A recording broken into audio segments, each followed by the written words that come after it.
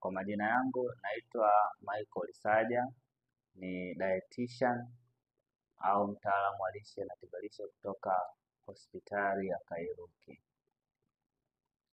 Sawa, nashukuru sana mtaalamu. Leo ninakaribisha kwenye mahojiano yetu haya mahususi ambapo tunaenda kuzungumzia juu ya utapiamlo kwa watoto, na tutajikita hasa kuangalia mbinu ama njia za kuepuka utapiamlo kwa watoto. Na kabla tujaenda mbali, mtaalamu, ningependa utoe ufafanuzi ili mtazamaji apate kuelewa na kwa faida yake pia. Je, utapiamlo ni nini hasa? Karibu. Asante sana ndugu mtangazaji. Unapozungumza utapiamlo ni jambo kwanza kutambuka, kwa sababu ilizoeleka utapiamlo ni kwamba aidha mtoto anakuwa amekonda au amekuwa mfupi, lakini sasa hivi kuna aina mbili utapiamlo. Tunasema kwa Kiingereza wanasema coexistence, kwamba sasa hivi kuna wale ambao uzito unakuwa umezidi sana na kuna wale ambao uzito unakuwa umepungua sana. Sasa katika kupungua uzito, utapiamlo kwa definition ni nyepesi tu, ni kwamba ni ile hali ambayo mtoto anakuwa nayo aidha kwa kuwa anapata virutubisho vingi zaidi au kwa kukosa virutubisho. Kwa matokeo yake yanayotokea pale ndio tunaita utapiamlo, ambayo inatokea kwa pande zote mbili. Okay, nashukuru sana kwa hayo maelezo. Vipi sasa kuhusiana na tatizo hili la utapiamlo kwa watoto, unasababishwa na nini ama inatokana na kitu gani hasa? Sasa unapozungumza kwenye visababishi, vitu viko vingi sana, yaani kuna mambo mengi tunavitaga ni visababishi, sio kama kuna namna Kiingereza Kiswahili kimekosa maneno mazuri ya kuelezea, lakini viko vitu vingi. Cha kwanza ni kwamba unamlisha mtoto kitu gani? Cha kwanza, watu wengi hasa kwenye jamii nyingi ya Tanzania, sisi tunachojua chakula ni ugali. Kwa hiyo utakuta mtu akila ugali, akila na mboga labda za majani, anamaliza. Kwa hiyo Sasa ulaji wa vyakula ni sababu mojawapo. Ya pili, mtoto alizaliwa na uzito kiasi gani? Kwa sababu utapiamlo mwingine watoto wengine walizaliwa na uzito mdogo sana, tunasema low birth weight. Lakini sababu nyingine sana ni aina uwezo, tunasema uwezo wa wazazi kulingana na maeneo pia, na kulingana pia na maeneo pia ni sababu, kwa sababu wanaoishi kijijini na mjini vitu viwili tofauti. Kwa hizo pia ni sababu mojawapo inaweza kupelekea utapiamlo. Lakini cha kwanza ni aina mtoto anapata virutubisho vyote, cha pili uwezo, na cha tatu mtoto alizaliwa na kilo ngapi, cha nne na pia hata ufahamu pia, wazazi wanafahamu kiasi gani. Sababu nyingine si kwa mtoto anapungua, kwa sababu nyingine ni ufahamu, hajui kwamba akifanya nini na nini mtoto, kwa nini mtoto anakula lakini bado anaonekana na uzito nguvu. okay. Kwa hiyo ndio sababu. Sawa mtaalamu. Sasa vipi kuhusiana na vyakula ambavyo vinashauriwa kwa mtoto aweze kutumia, ni vipi? Sasa hakuna vyakula kwamba ni ABC, na pia kwa watoto wana makundi tofauti. Unapozungumza mtoto hajabaja kisha miezi 6, huyo anatakiwa kunyonya tu. Japokuwa jamii nyingi sasa hivi wameanza kusema mpikie kwa hiyo kipesi, kwa sababu mtoto ashibe. Kwa sababu cha kwanza unyonyeshaji pia ni moja ya elimu ambayo watu pia hawana ufahamu wa kutosha. Japokuwa sasa hizi kliniki nyingi zinatoa, mama akienda kliniki wanafundishwa namna ya kufanya unyonyeshaji. Sasa unyonyeshaji sio jambo ambalo unaweza kufanya dakika 2 mtoto amekaa kwenye ziwa na mtoa. Ndio maana watoto wanasema hawashibi, ndio maana watu wanaanza kuwalisha mapema. Sasa ile ni haitakiwi. Ulishaji wa mtoto tunaita complementary feeding, zinatakiwa zitolewe kuanzia miezi 6 kwenda huko juu. Kwa jamii zetu za huko Afrika tunaanzaga na tunasemaga step porridge, au tunasemaga ndo ugali, uji wa mahindi na nyingine. Kwa wenzetu wanaanzaga na vitu kama ndizi, viazi unavyoanza kumlisha sasa. Lakini sasa unampa ndizi, viazi peke yake, chakula kina makundi mengi sana. Changamoto nyingi ni kwamba watu wengi wanakula chakula makundi haya mawili tu. Sasa vyakula vina makundi karibu 5. Tutazungumza wanga, tutazungumza protein, tutazungumza mafuta, tutazungumza vitamini na madini. Vyote hivi mtoto anatakiwa kupata, tena kwa kiwango kinachotakikana. Ushanipata? Sawa Kwa sawa. sasa hata uandaaji wa uji pia ndio vitu ambavyo ni changamoto sasa ambao watu wengi wanapitia, kwa sababu wanapoandaa uji, wengine anachukua mahindi, anaweka na ngano, anaweka na ulezi, anaweka na na tama, vyote hivyo. Sasa unapozungumza haya makundi yote, tunasema kwa Kiingereza ni cereals, ni nafaka. Nafaka zote zinatoa kitu kimoja tu kinaitwa wanga na baadhi ya madini. Sasa ukimpa tu hivyo peke yake, hujamwekea soya ambazo zinatoa protini, hujamwekea almond au karanga. Sasa karanga hutaki kusaga pamoja na unga, unaweza kusaga peke yake, ambao unaweza kama unakuwa unamwekea mtoto. Kwa hiyo sasa ni kuhakikisha kwamba mtoto anapata vyakula makundi yote, mboga mboga za majani, matunda, kuanzia mtoto miezi hiyo na kwenda. Kwa namna ambavyo unaweza ukazitengeneza mboga za majani mtoto akazipata. Kwa hiyo kuhakikisha mtoto anapata makundi yote ya chakula ndio jambo la msingi sana. Hilo ndio linaloweza kupunguza hatari ya watoto kupata hizo utapiamlo, na inaweza ikawa ndio sababu pia kama mtoto amekula vizuri kupunguza. Sawa daktari, nashukuru sana kwa hayo maelezo. Vipi sasa kuhusiana na dalili za utapiamlo? Ni zipi na zikoje? Sasa dalili zitaonekana. Kwa mfano watoto ambao zamani tulikuwa ni kwashakoo, kitakwimu kwanza, Sawa. unapozungumza utapiamlo umepungua kwa Tanzania yetu kulingana na takwimu za mwaka 2022. Tulikuwa tuko kwenye 48% miaka ya 90.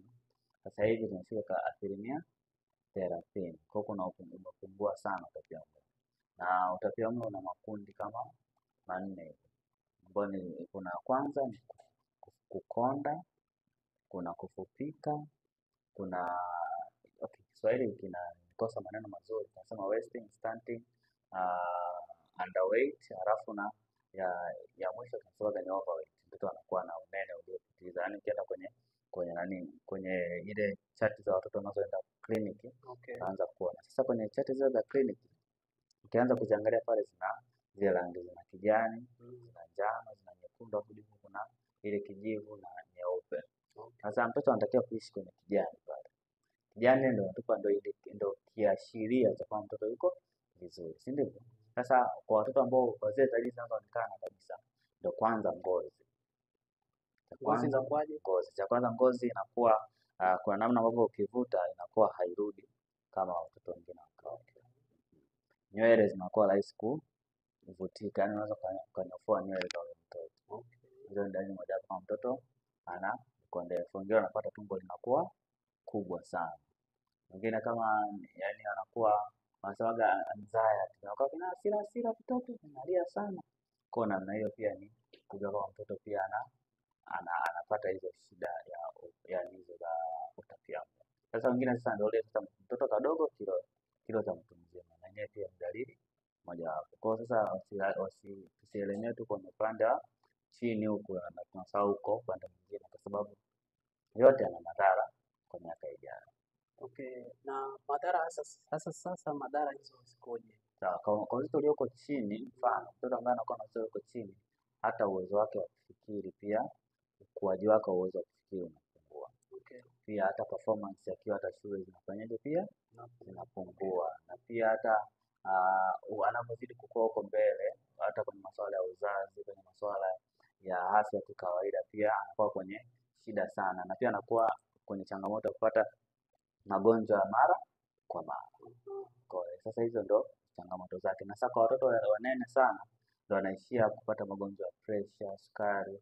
Na sasa hivi kuna kitu kinaitwa sukari ya watoto wadogo. Kuna ile ilikuwa ile sukari aina ya kwanza, lakini sasa hivi sukari aina ya pili ambayo inapata watu wazima pia na watoto wanapata, kwa sababu watoto wengi sasa hivi wamekuwa wana uzito mkubwa. Na kama tulivyosema kwamba kitakwimu ni kwamba Tanzania tunapungua kutoka 48 mpaka 30, lakini bado wanasema kwamba watoto wa kijijini wana utapiamlo zaidi kuliko wa mjini. Sasa wa mjini wana utapiamlo, lakini ule mwingine wao uzito mkubwa sana kwa sababu ya aina pia ya nini ya vyakula. Kwa sababu utapiamlo ni kwamba ukipungua utapata utapiamlo wa aina ambao uko chini, ukizidi unapata utapiamlo ambao unakuwa sasa daktari,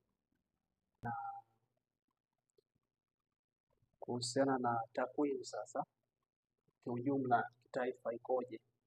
Kitaifa tunafanya vizuri, zinapungua, yani kulingana na takwimu za survey ambazo zinafanyika na Wizara ya Afya zinapungua sana, na pia sasa hata ni tofauti hata ukienda huko, kwa mfano kwa setting ambayo niko mimi kidogo tunapata kesi chache sana, lakini ingekuwa ni hospitali zingine sijajua, lakini bado pia takwimu tunafanya vizuri kutoka 48% mpaka asilimia hizo ngapi, hiyo 30 mwaka 2022 zimepungua sana. Kwa hiyo naamini takwimu za mwakani pia itaonekana, tutazidi kuonekana tunafanya vizuri sana, kwa sababu pia elimu nyingi inatolewa sasa hivi kuanzia kwenye vituo wanapoenda kufanya hizo kliniki.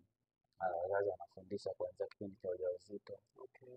Ya hivyo vitu ambavyo vinanesa sana, pia vitu vingine ambavyo vipo ukiachana na utapiamlo na vitu vingi pia, watoto wengine wanakuta mtoto mdogo ana ukosefu wa damu kutokana na ulaji. Sasa ni ile ni kwamba ni kwa sababu ya kukosa hivyo ndio vitu vya msingi ambavyo vinaendelea kwenye jamii. Na nimesikia hapo kuzungumzia kwamba watoto waliopo vijijini wanaathirika kuliko watoto wa mjini. Hii imekaaje? Labda cha kwanza ni kufahamu na uelewa na maeneo, kwa sababu unajua kijijini kupata vitu vingi ni nadra kuliko mjini. Sasa kwa sababu ya upatikanaji wa vitu kule ni mdogo kuliko huko, ndio maana kule tapiani ni rahisi sana kufikia hivyo, na pia ufahamu na uelewa, hiyo ndio sababu moja, kwa sababu huwezi kusema kwamba mtu uko kijijini uko ndani kabisa anachojua kwamba ni ugali, ukipika ni kuchemsha ule ugali kwa maji kwa uje mtoto akinywa umeisha. Lakini kwetu mjini kidogo watu wanajua nikichemsha nitaweka maziwa nitaweka nini angalau mtoto. Sasa hiyo ndio tofauti kubwa. Sasa okay, na vipi sasa kuhusiana na matibabu yakoje? Matibabu mara nyingi sana hivi vitu lazima mtoto aende hospitali, yaani mtoto mwenye utapiamlo hatibiwi nyumbani, anaenda hospitali. Na watoto wengi wa utapiamlo nisahau kusema moja wapo wanakuwa wanavimba sana miguu, wanapata nasema ni edema. Sasa ukishapata vile vitu mkimbize hospitali. Hospitali watakusaidia na watakupa maelekezo ya kumsaidia ukiwa wapi nyumbani. Kuna matibabu mazuri sana yanafanyika na watoto wenye utapiamlo, lakini mara nyingi inakuwa ni hospitali, hatakiwi kufanyika nyumbani. Sasa daktari, vipi sasa tuangalie ni njia zipi sasa zinazotumika kuepuka utapiamlo kwa watoto? Ni zipi hizo? Cha kwanza ni elimu. Yaani katika kama mwalimu Julius alivyosema, maadui ni ujinga na umaskini. Okay. Sasa ujinga ukishakuwa umepata elimu umeshakuwa umeshinda njia moja. Cha kwanza upate elimu juu ya kwanza ya uandaji wa chakula cha mtoto. Cha pili upate elimu juu ya ulaji mtoto anatakiwa kula mara ngapi. Unanipata? Cha tatu upate elimu juu ya usafi na kumsaidia mtoto anapokuwa anakula chakula kisiwe na yaani uandaaji na usafi wa chakula, usalama pia usafi na usalama wa chakula. Na pia sasa kitu kingine sasa elimu pia juu ya hizo vitu vinavyotokea kwa jinsi ya kuweza kumwasesi mtoto wako maendeleo yake, yaani kwamba anapokuwa na maendeleo yake yote viende kwa pamoja. Kwa njia za kuzuia ni kuhakikisha kwamba watu wanaelewa hivi vitu vinaenda vipi, na kuhakikisha kwamba mtoto anapokula anapata vyakula makundi yote matano na anakuwa na ratiba nzuri za kula, na pia na ile mtoto kuweza kuhusiana na wenzie na nini. Kwa hapo ni rahisi sana kuona maendeleo ya mtoto, na muda mwingine huwezi kujua maendeleo ya mtoto wako kama hawezi kuassociate na watoto wengine. Pia wakati mwingine mtoto wako utamwona achangamki kuliko wewe, ni rahisi kwanza kugundua kwamba aidha mtoto wangu ana changamoto. Kwa hiyo vitu kama hivyo na vya kuzingatia na vya kufuatilia inaweza kufanya. Sasa ni mbinu zipi bora mahususi ambazo inaweza kusaidia watoto wasipate na shida ya utapiamlo mara kwa mara? Sasa yaani hakuna tuseme kwamba ni mbinu kwamba watu wakijipanga zaidi ya elimu. Okay. Kwa sababu ukiachana na kwamba watoto watatakiwa kula wafuatiliwe ulaji wao, lakini wazazi waelimishwe. yani elimu ni jambo la kwanza, kama hata wizara inachosisitiza zaidi kuanzia wanapokuwa kliniki, kuanzia vipindi vya redio, vyote ni kutoa elimu. Sasa elimu ndio jambo ambalo linaweza kubadilisha jamii, yani kubadilisha kitu kikubwa sana ni elimu. Watu wakubali kujifunza, wakubali kubadilika pia, kwa sababu unajua kuna zile njia ambazo tushazizoea na zile kwamba sasa hivi watu wamefanya tafiti, tunaweza tukaishi hivi, tunaweza tukafanya hivi kuleta matokeo, lakini watu wengi si tushazoea kufanya hivi. Mtoto ana miezi mitatu anapikiwa uji, bibi alifanya hivyo, bibi alisema mtoto ashibe analia sana. Okay, mtaalamu, vipi sasa kulingana na haya, wewe kama mtaalamu wa masuala haya ya lishe, ni vipi sasa kitu ambacho unaweza kuambia wale ambao watoto wao wanasumbuliwa sana na utapiamlo? Sawa, cha kwanza wanatakiwa kuelewa kwamba utapiamlo una madhara. Inaweza sio sasa hivi, lakini baada ya muda mrefu na madhara. Kwanza uzito uliozidi, uzito uliopungua, kukonda, kufupika. Kuna watoto wengine wamepungua sana, wengine wanakonda, yani wamepungua, wamekonda, ndio wanafupika hivi. Na yenyewe yote ni dalili mojawapo ya utapiamlo.